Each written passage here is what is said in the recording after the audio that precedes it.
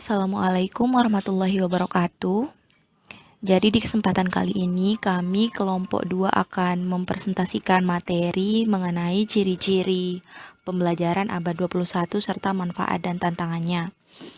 Namun sebelum masuk ke dalam materi, terlebih dahulu saya akan memperkenalkan nama-nama anggota dari kelompok 2. Yang pertama ada Raden Rorowini Berlian Permatahati. Kemudian yang kedua Roshidatul Afifah, yang ketiga saya sendiri selaku moderator Indi Rahmatun, kemudian yang terakhir Nur Hayati.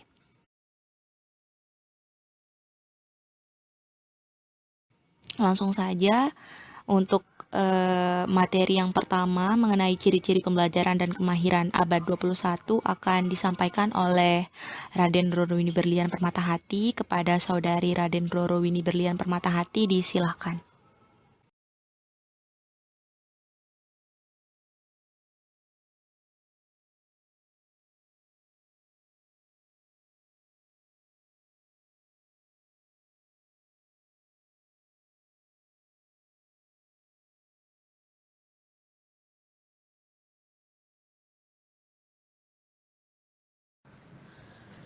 Saya, Raden Rorowini Berlian, akan menjelaskan ciri-ciri pembelajaran dan kemahiran abad 21.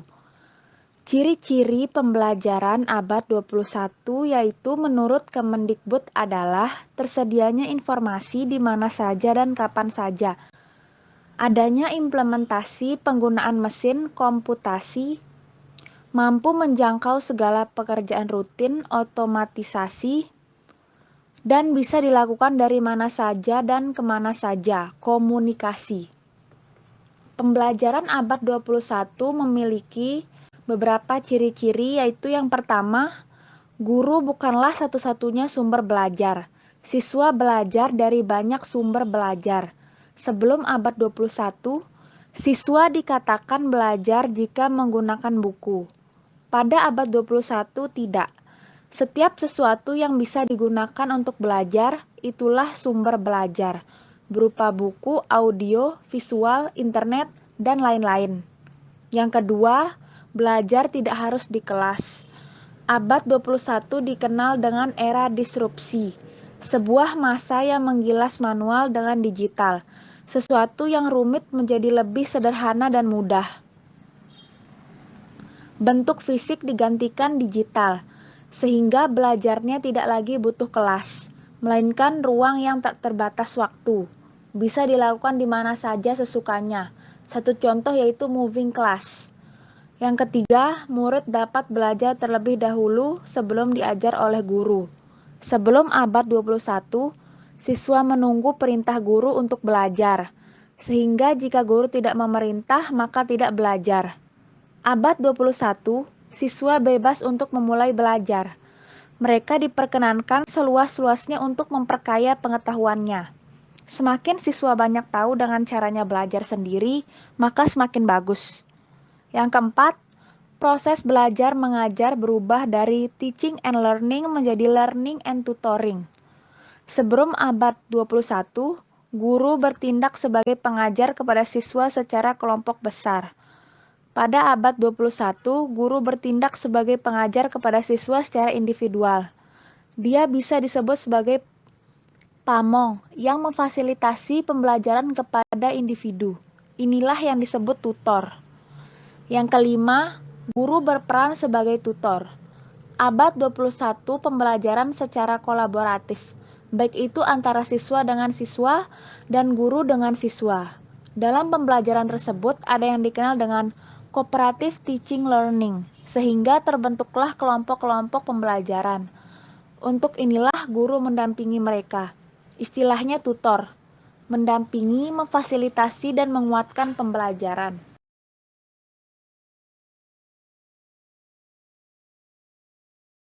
Berikut ini adalah gambar mengenai ciri-ciri abad 21 serta penjelasannya dan tentang model pembelajarannya. Terima kasih atas penjelasannya Raden Rorowini Berlian Permatahati. Kemudian kita langsung saja masuk ke materi yang kedua, yakni kemahiran abad 21 yang akan disampaikan oleh saudari Roshidatul Afifah.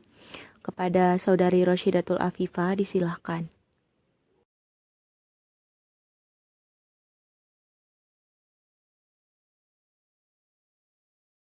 Materi selanjutnya mengenai kemahiran abad 21. Kemahiran abad ke-21 mencakup keterampilan, kemampuan, dan perilaku belajar yang telah diidentifikasi sebagai kebutuhan untuk sukses di masyarakat abad ke-21 dan tempat kerja oleh para pendidik, pemimpin bisnis, akademisi, dan lembaga pemerintah. Keterampilan ini adalah bagian dari gerakan internasional yang berkembang dan berfokus pada keterampilan yang dibutuhkan siswa untuk dikuasai dalam persiapan untuk sukses dalam masyarakat digital yang berubah dengan cepat. Sebagian besar keterampilan seperti penalaran analitis, pemecahan masalah yang kompleks, dan kolaborasi. Selanjutnya, kemahiran ini dikelompokkan dalam 3 bidang utama. Yang pertama, kemahiran belajar dan inovasi. Ialah pemikiran kritis dan pemecahan masalah, komunikasi dan kerjasama, kreativitas dan inovasi.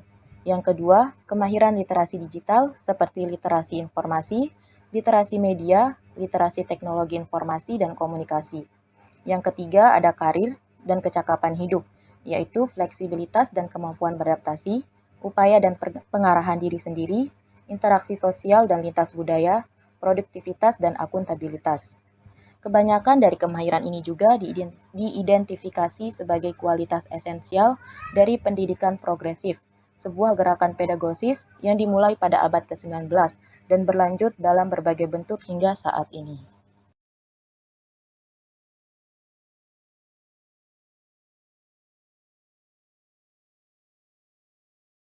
Berikut ini merupakan bagan kemahiran abad ke-21. Terima kasih atas penjelasannya, Saudari Roshidatul Afifah. Kemudian materi yang ketiga mengenai manfaat pembelajaran abad 21 akan disampaikan oleh saya sendiri.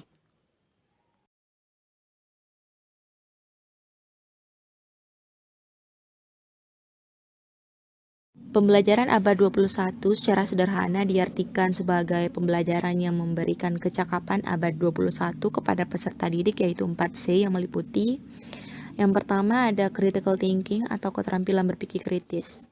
Tujuan utama dari kemampuan berpikir kritis atau critical thinking adalah mengarahkan anak untuk dapat menyelesaikan masalah atau problem solving. Pola pikir yang kritis juga perlu diterapkan agar anak dapat melatih diri untuk mencari kebenaran dari setiap informasi yang didapatkannya.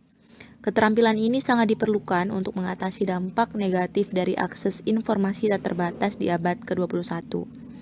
Critical thinking dapat dikembangkan melalui beragam aktivitas pembelajaran, seperti menyusun puzzle hingga berdiskusi. Kemudian yang kedua ada keterampilan berpikir kreatif atau creativity. Creativity tidak selalu identik dengan anak yang pintar menggambar atau merangkai kata dalam tulisan, namun kreativitas juga dapat dimaknai sebagai kemampuan berpikir outside the box tanpa dibatasi aturan yang cenderung mengikat. Anak-anak yang memiliki kreativitas tinggi mampu berpikir dan melihat suatu masalah dari berbagai sisi atau perspektif. Dan hasilnya juga mereka akan berpikiran lebih terbuka dalam menyelesaikan masalah. Kemudian yang ketiga ada collaboration atau keterampilan bekerja sama atau berkolaborasi. Collaboration adalah aktivitas bekerja sama dengan seseorang atau bahkan beberapa orang dalam satu kelompok untuk mencapai tujuan yang ditetapkan bersama. Aktivitas ini penting diterapkan dalam proses pembelajaran agar anak mampu dan siap untuk bekerja sama dengan siapa saja dalam kehidupannya kelak. Saat berkolaborasi bersama orang lain, anak-anak akan terlatih untuk mengembangkan solusi terbaik yang bisa diterima oleh semua orang dalam kelompoknya. Kemudian yang terakhir ada communication atau keterampilan berkomunikasi.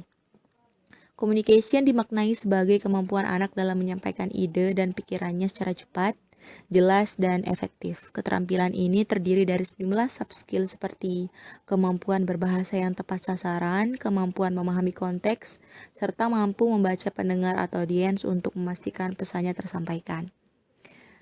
Jadi keterampilan 4C pembelajaran abad 21 di atas harus memiliki peserta didik dari seluruh jenjang pendidikan, termasuk anak-anak usia taman kanak-kanak yang baru memasuki dunia belajar. Untuk mewujudkan hal tersebut, maka guru sebagai ujung tombak pembelajaran harus mampu merencanakan dan melaksanakan PBM yang berkualitas. Selain diterapkan oleh guru atau pendidik di sekolah, keterampilan tersebut sebenarnya dapat juga dikembangkan oleh orang tua di rumah. Salah satunya dengan cara stimulasi strategi belajar anak melalui media digital. Terima kasih. Selanjutnya akan dilanjutkan oleh Saudari Nur Hayati mengenai materi tantangan pembelajaran abad ke-21. Kepada Saudari Nur Hayati disilahkan.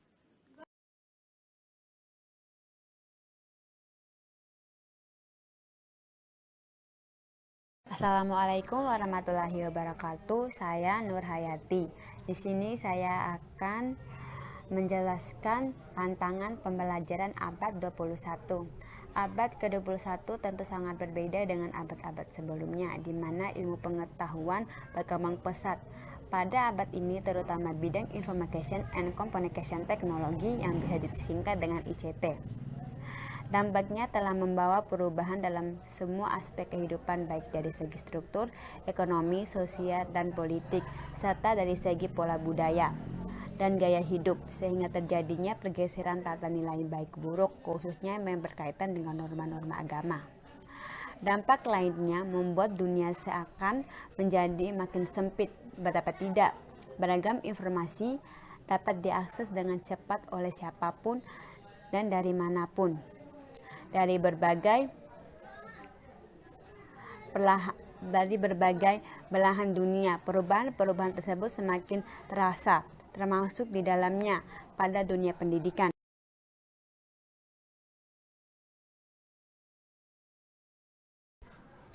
Menurut Susanto, tahun 2010 dalam Supriyadin 1998, terdapat 7 tantangan guru di abad 21, yaitu mengajar di masyarakat yang menarik beragam budaya dengan kompetensi multibahasa. 2. Mengajar untuk mengkonstruksi makna atau konsep. 3. Mengajar untuk belajar aktif. 4. Mengajar dan teknologi. 5. Mengajar dengan pandangan baru mengenai kemampuan. 6. Mengajar dan pilihan. 7. Mengajar dan akuntabilitas. Menurut Anies Baswedan, tahun 2016, kompetensi yang dituntut dari generasi abad 21 adalah kemampuan berpikir kritis, kreatif, kolaboratif, dan komunikatif. Karena itu, ada 3 kompetensi utama mendasar untuk mewujudkan agar siswa memiliki kecakapan atau keterampilan abad 21, maka guru harus memiliki 1. Karakter yang terdiri dari karakter moralitas, iman, takwa, jujur, amanah, sopan, rendah hati, dan lain sebagainya. Dan karakter kinerja, kerja keras, ulet, tanggung jawab, disiplin, gigih, tidak mudah menyerah, tuntas, dan lain sebagainya. Dengan karakter moralitas, seorang guru akan menjadi role model sekaligus keteladanan bagi semua peserta didiknya. Sedangkan dengan karakter kinerja akan menunjukkan setiap aktivitas dan kegiatan yang dilakukan baik ketika pembelajaran di kelas maupun di luar. 2 kompetensinya itu sikap kritis, kreatif, inovatif, kolaboratif, dan komunikatif. Dengan kompetensi tersebut agar guru mampu menghantarkan dan mendorong para peserta didik untuk mengajar generasi yang siap menghadapi tantangan perubahan. 3. Literasi. Guru harus melek dan berbagai bidang, setidaknya mampu menguasai literasi dasar seperti literasi finansial, literasi digital, literasi sains, literasi kewenangan, dan kebudayaan. Berikut adalah gambar 10 tantangan abad 21.